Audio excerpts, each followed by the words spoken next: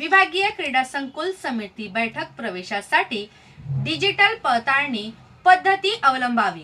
ज्येष्ठ नागरिकांना नाममात्र शुल्क आकारण्याचे निर्देश पालकमंत्री संजय शिरसाट यांनी दिले आहेत। विभागीय क्रीडा संकुलात अनधिकृत व्यक्तींचा प्रवेश रोखण्यासाठी डिजिटल पद्धतीने चेहरा ओळखीची पद्धत अवलंबावी।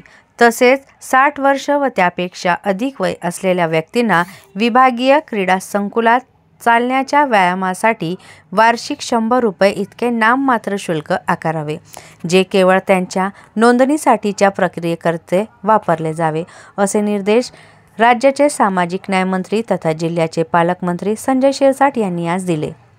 विभागीय क्रीडा संकुल समितीची बैठक आज विभागीय क्रीडा संकुलात पार पडली।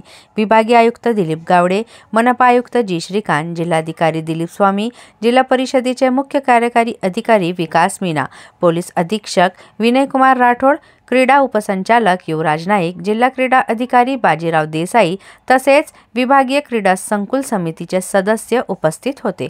पालकमंत्री शिरसाट यांनी आढावा घेऊन माहिती घेतली। त्यानंतर त्यांनी सांगितले की विभागीय क्रीडा संकुलाच्या मैदानावर व विविध क्रीडा प्रकारांच्या विशेष मैदानावर सराव करण्यासाठी व नियमित व्यायामासाठी येणाऱ्या खेळाडू व नागरिकांनाच प्रवेश देण्यात यावा।